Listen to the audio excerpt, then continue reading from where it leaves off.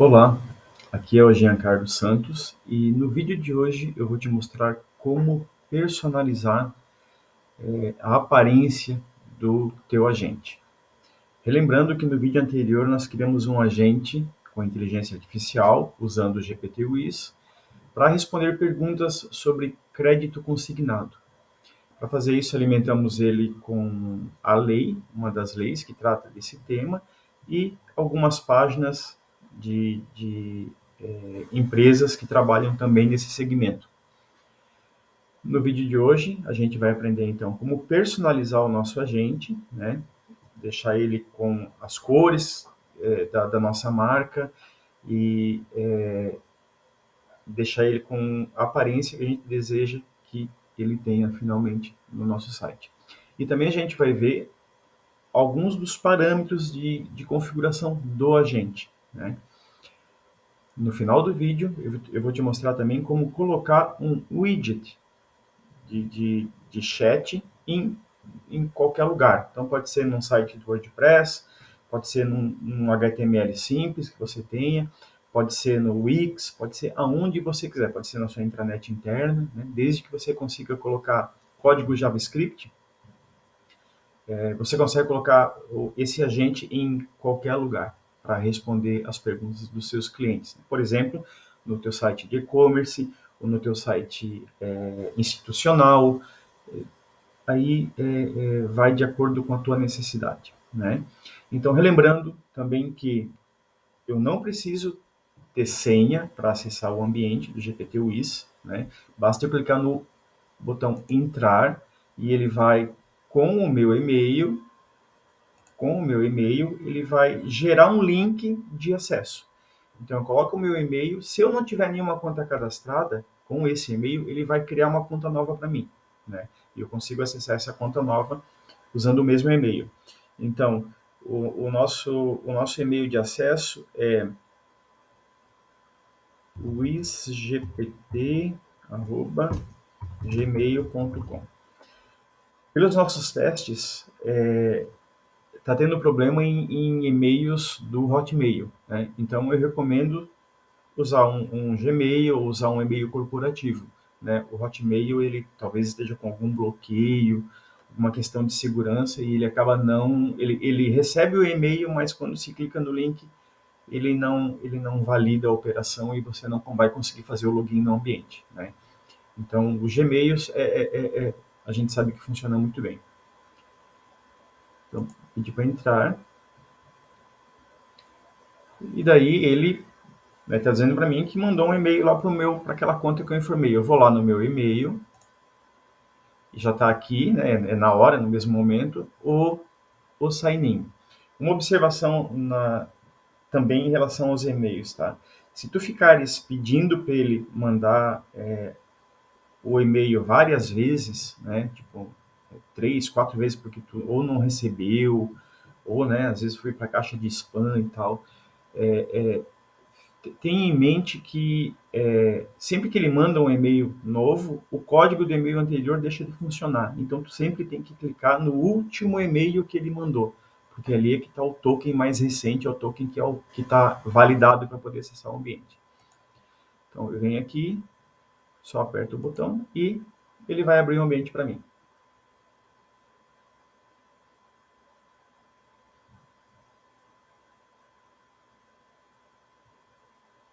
Então, aqui eu tenho, né, novamente, os meus agentes, né, dependendo da conta que eu tenho aqui na plataforma, eu posso ter mais de um agente, eu tenho as minhas bases de conhecimento, eu tenho os históricos, né, as conversas que aconteceram, para eu poder ver o que a gente está respondendo, né, e ver o histórico do que aconteceu com as conversas que ele teve com as pessoas. Eu tenho também os dados da minha conta, né, e eu vou aproveitar para falar um pouquinho sobre isso. Então, na conta free, a gente tem 20 mensagens, né, por mês. Eu tenho, isso é completamente gratuito, né, não tem custo nenhum. Eu tenho uma cota de 5 megabytes de processamento de dados. O que é o processamento de dados? O processamento de dados é o treinamento que acontece quando a gente faz o upload de algum arquivo, né, ou coloca uma URL. Então, dependendo da quantidade de informação que ele está consumindo para aprender aquilo que é necessário aprender, isso vai contar aqui como processamento de dados. E o tamanho máximo também de arquivo que eu posso mandar é de 1 megabyte. Então, se eu tenho um arquivo muito grande, tem um doc do Word que tem 5 mega, né? Divide esse arquivo em pedaços menores e pode alimentar desse jeito também.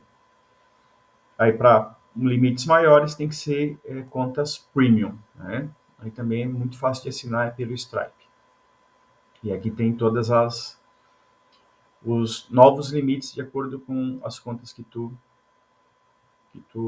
consideras que vai servir para o teu caso, tá? A documentação, no momento que eu estou gravando esse vídeo, ela não está disponível ainda, né? A gente está construindo os documentos, né? E em breve isso vai estar disponível para que tu possas acessar também de dentro do ambiente, caso tenhas alguma dúvida. Também vai ser criado um agente para dar suporte ao GPT-WIS, né? Mas só que esse agente vai ser feito em cima da documentação, né? Então, por isso que ele não está disponível ainda, mas ele vai estar disponível um agente de suporte aqui do GPT-WIS para tu poderes tirar as suas dúvidas, né? Sejam dúvidas comerciais, sejam dúvidas técnicas, seja o que for. Ele sempre vai ser melhorado de acordo com o passar do tempo. Então, vamos lá para o agente para ver o que eu posso personalizar aqui no agente, né? Então, aqui no agente, eu tenho uma descrição, que é simplesmente uma descrição interna, né? A visibilidade dele é privada. Aqui eu posso conversar com ele para testar, né? Isso a gente já viu no vídeo anterior. Eu converso aqui com ele. Diga assim, o que acontece em caso de morte? Não estou dizendo morte de quem nem nada, né? Eu quero ver o que ele vai responder. O que acontece em caso de morte?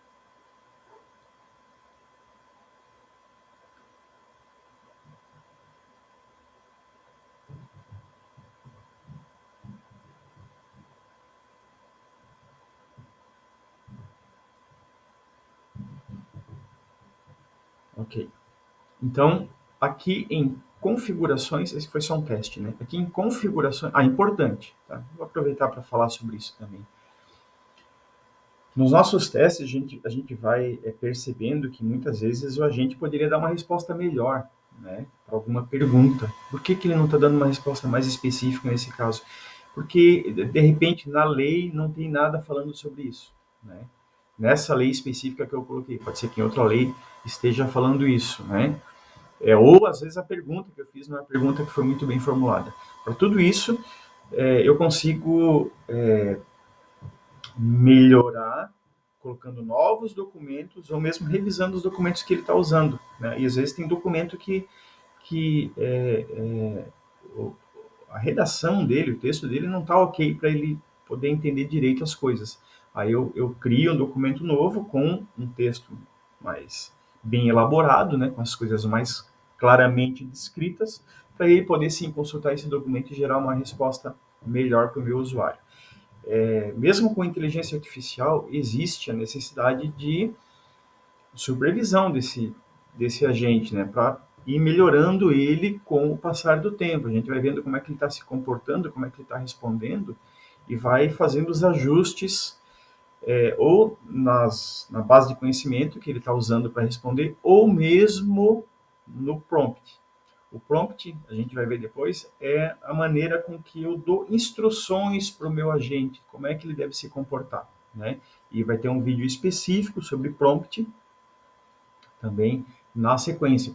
Como é que a gente faz para melhorar o comportamento do nosso agente, para ele se comportar de uma maneira que a gente que seja mais de acordo com a necessidade do meu negócio, né? Do que eu estou querendo proporcionar para o meu cliente.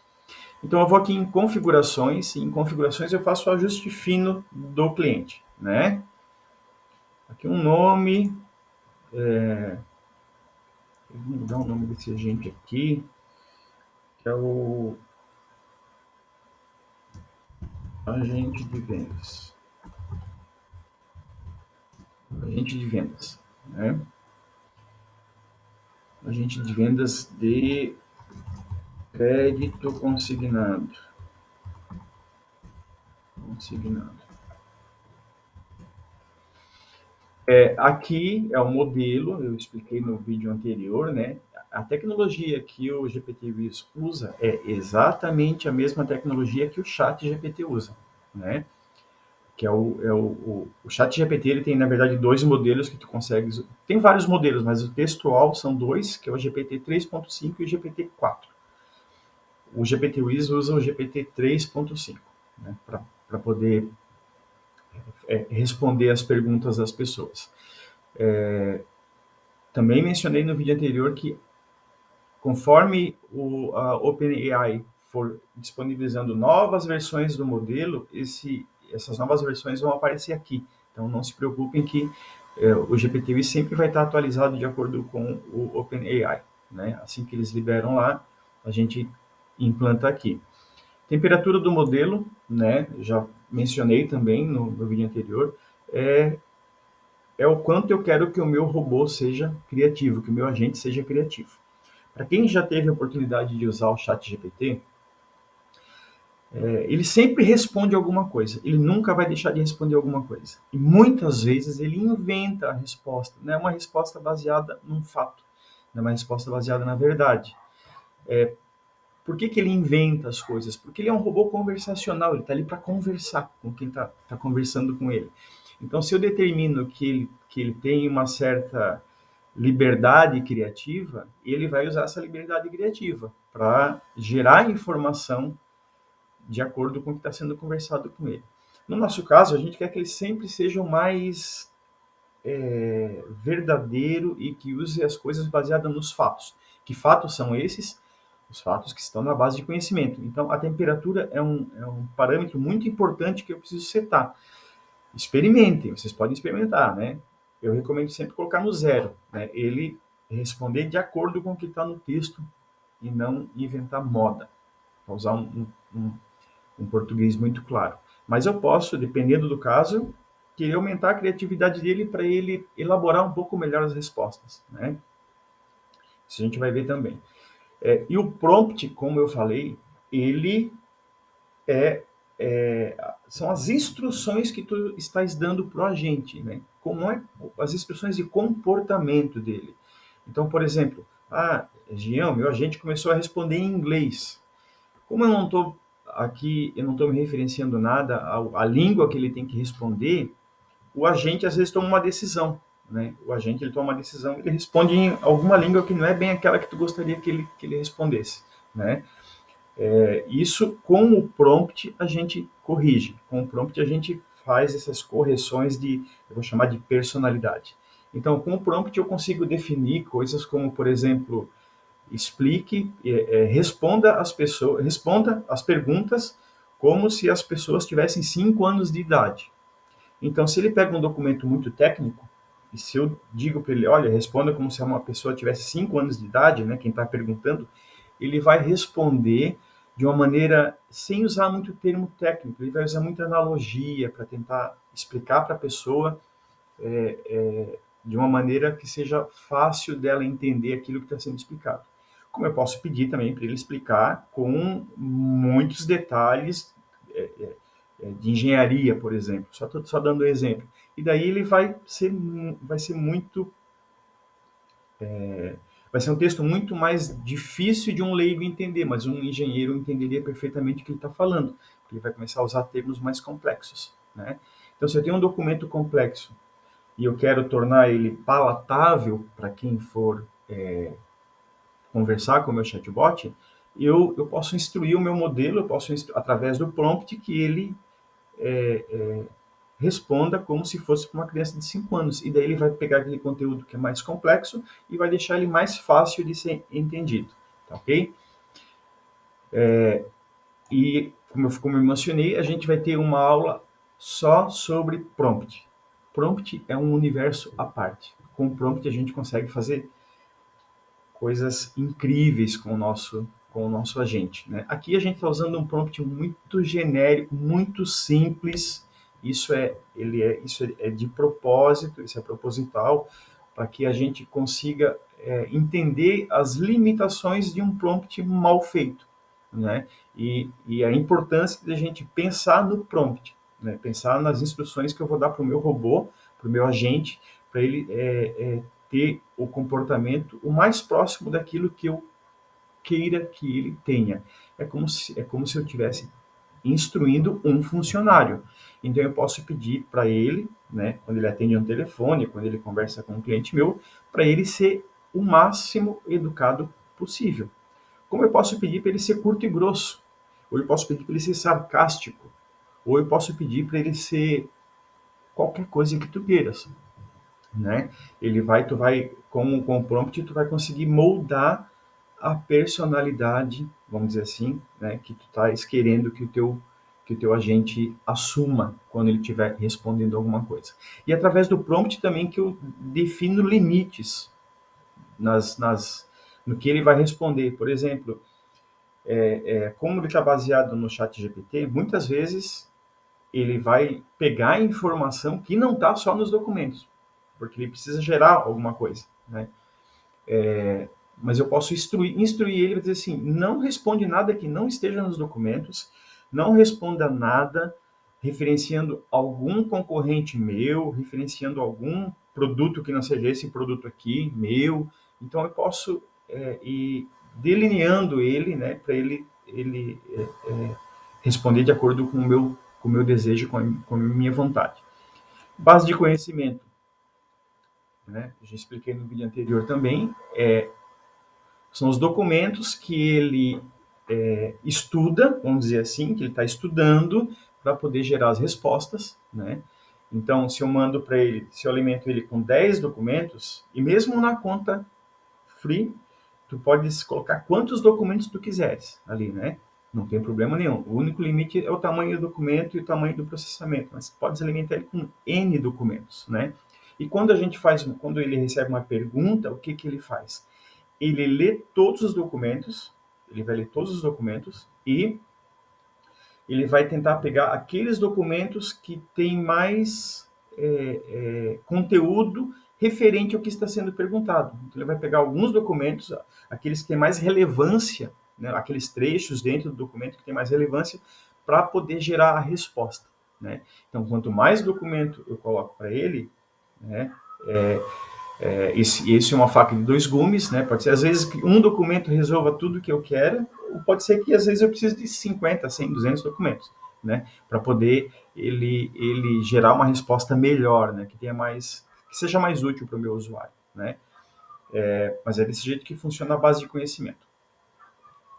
O ID do agente, ele é usado, é um token, né? E ele é usado geralmente quando eu preciso dizer qual agente que eu estou usando, qual agente que eu quero usar, né? Por exemplo, se eu tenho 2 ou 3 agentes e eu coloco um widget, é pelo ID do agente que a gente determina qual é o agente que vai. A gente determina qual agente que vai responder, né? É que nós determinamos qual agente que vai responder pelo ID dele, né? É uma informação que não tem muita importância nesse momento. A mensagem de boas-vindas, sempre quando está assim mais cinzinha, né, mais apagadinho, ele não tá essa mensagem aqui, é só um exemplo. Então, aqui eu defino o que eu quero que ele diga quando abre o widget, por exemplo, né? Então, eu posso colocar aqui, olá, eu sou, eu sou um chatbot especializado em empréstimo consignado. Como posso te ajudar? É a mensagem de saudação, né? É a primeira mensagem que a pessoa vai ver. E eu aqui, pronto, atualizo. Agora, se eu vier aqui e conversar com ele, ele vai dizer isso aqui para mim, né? Sou um chatbot especializado e tal. Modelos de mensagem é assim, muitas vezes tem isso no próprio site do GPT-Wiz, são dúvidas, geralmente dúvidas comuns que tu já quer colocar como exemplo de pergunta para o teu usuário, né? Que é, por exemplo, eu vou colocar aqui o que é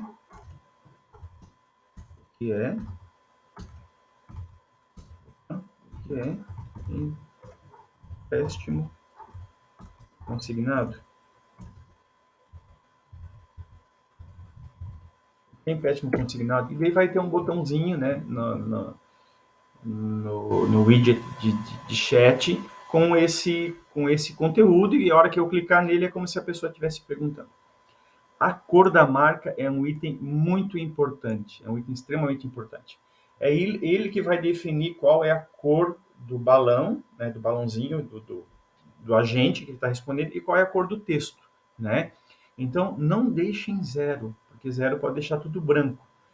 Deixa eu buscar aqui um site que ajuda a definir as cores. Esse aqui.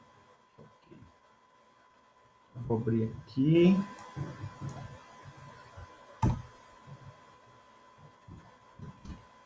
E é algo que ajuda bastante a gente a colocar a definir a cor do nosso agente, né? As cores que ele vai usar. Então, é esse site aqui, né? Depois eu coloco nos comentários, na descrição do vídeo, aliás. E isso daqui vai me ajudar a definir qual é a cor do widget, qual é a cor do agente, qual é a cor do balãozinho do agente, né?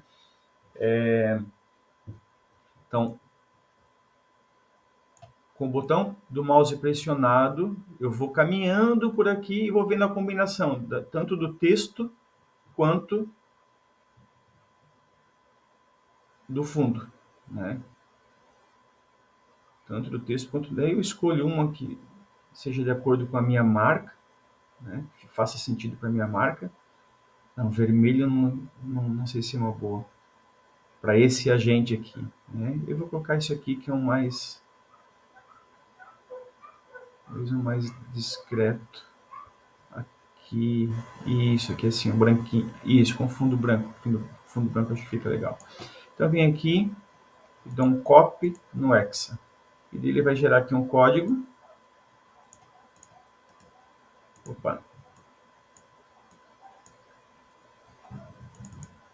eu não sei se está copiando aqui, vou dar aqui no copiar, eu venho aqui no meu e coloco a cor da marca como essa, ok? Atualizo.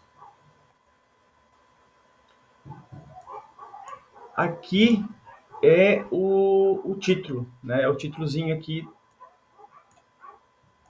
do widget. Isso aqui é importante também, tá? As configurações que eu faço aqui, eu já consigo testar, né?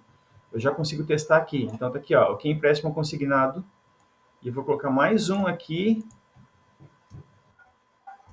que é assim, deixa eu perguntar aqui, qual o endereço de vocês? Isso já vai servir para mais coisa para gente. Então, atualizo, né? E ó, tá aqui, ó, que empréstimo consignado, qual o endereço de vocês? E isso aqui, ele é funcional, eu posso perguntar isso aqui, tá? Então, se eu vier aqui e clicar, eu já vou conseguir testar ele, testar as cores e tal, né? Ele tá lá, tá aqui, ó. Pronto, tá aqui a resposta. Agora, se eu perguntar, aqui não adianta eu perguntar nada, porque, tá, o botãozinho tá aqui, qual é o endereço de vocês? Dependendo do que tiver nas informações, tá aqui, ó. Como ele pegou desse site aqui, eu alimentei ele, né? Como a gente viu no vídeo anterior, eu alimentei ele com essa página aqui, regras de consignação. Então, lá na página tem o endereço. Lá na página tem o endereço desse negócio, dessa empresa. Então, o nosso agente tem essa informação. O nosso agente tem essa informação e por isso ele mostrou um endereço, né? Então, se eu tenho o meu site, com várias informações sobre, eu sou uma empresa de empréstimo consignado. Eu tenho várias informações sobre tanto a minha empresa, a fundação dela, a missão, valores, seja o que for, né?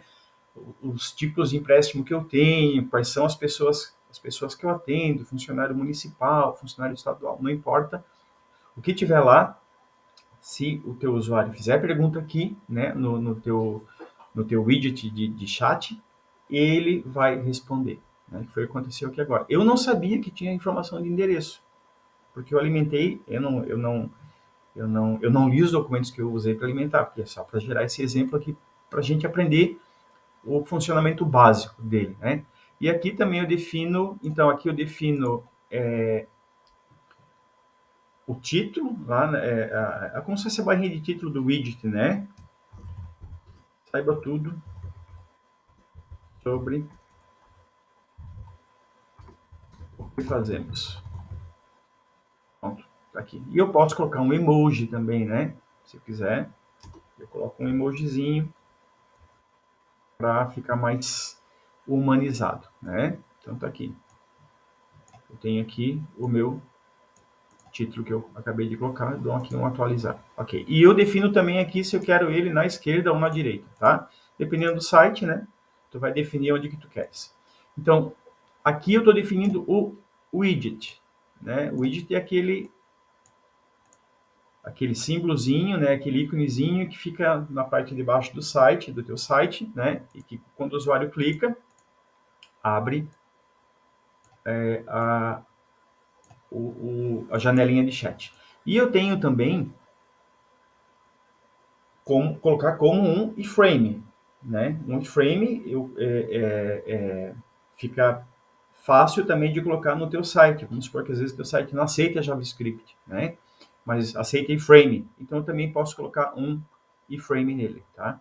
O iframe ele tem uma aplicação bem legal quando tu queres, por exemplo, explicar um pouco sobre o teu negócio na tua página, né? Tu tem uma página específica lá, que é a página onde ele vai tirar as suas dúvidas. Tire suas dúvidas aqui.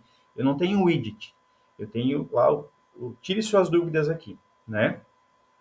E ali no tire suas dúvidas, eu coloco um frame. Na parte de cima do tire suas dúvidas, eu posso explicar um pouquinho mais sobre o meu negócio também, fazer um CTA, fazer alguma coisa, e na parte de baixo eu tenho ali o frame para ele tirar as dúvidas dele. Qual que é a vantagem disso, né? Eu posso, por exemplo, se eu estiver fazendo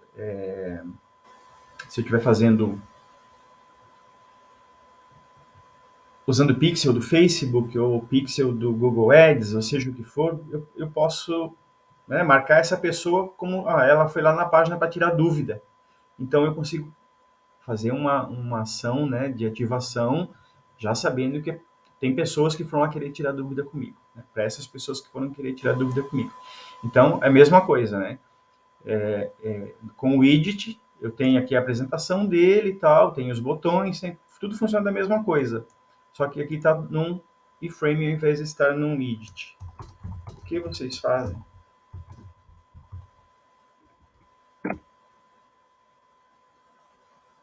Se tiver essa resposta nos documentos, ele vai conseguir responder. Se não tiver, aqui, ó. Nós somos uma empresa que oferece serviços de consignação INSS. Através do nosso site, os clientes podem ter empréstimos consignados com taxas de juros de yada, né? Sensacional, né? Ficou muito bom. E a última operação, que é a operação mais perigosa de todos, é a exclusão do agente, né? Então, se eu excluir o agente, eu perco o agente, não perco a base de conhecimento, né? Mas o agente, com as minhas configurações aqui, eu perco, né? Agora, o que a gente vai fazer? A gente vai implantar esse widget no nosso site. Ele já dá aqui para mim, na configuração do agente, qual o código que eu tenho que colocar. Então, é simplesmente copiar esse código aqui, ou copiar o código do iframe, né? Vai depender do que tu queres, qual a tua estratégia, né? Eu quero que apareça em todo o meu site. Aí geralmente tu vai colocar um widget. Não, eu quero que apareça só numa página específica. Até pode ser o widget, mas o iframe de repente pode fazer mais sentido, porque já fica na cara do gol. O teu cliente não vai precisar clicar no íconezinho lá para tirar as dúvidas, né? Tu já vai ter aqui o o teu agente já disponível para ele poder tirar dúvida, né? Então, eu mostro aqui já em seguida como é que eu faço para colocar isso no meu site. Então, aqui eu tenho uma página em branco, né? Que não tem widget, não tem nada aqui, tá? E eu vou agora colocar o widget aqui no meu site, né? Está em outro servidor, está em outra hospedagem, não tem nada a ver com, com o nosso ambiente aqui do GPT-WIS. Então, eu vou aqui e vou copiar o meu código. Aqui, ó. Esse é o código que eu quero copiar. Ctrl C. Aí eu vou, aqui já está o HTML da minha página, certo? Aqui está o HTML da minha página. E eu vou colocar aqui o meu script. Ctrl S, salvei. Agora venho aqui, vou dar um refresh, se deu tudo certo. Tá aqui, ó, no lado direito. Deixa eu mudar isso daqui. Aqui, deixa eu atualizar.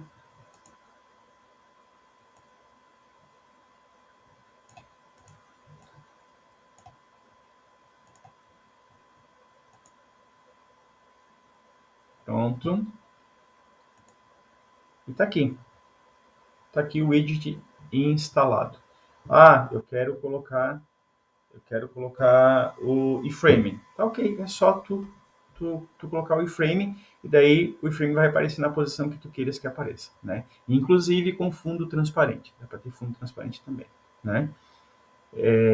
Então, nesse vídeo, a gente deu uma passada geral, né? Dessa vez com um pouquinho mais de profundidade na configuração do agente, né?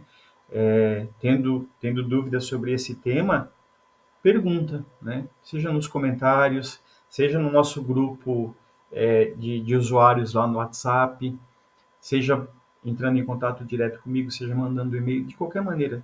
Teve dúvida sobre esse tema?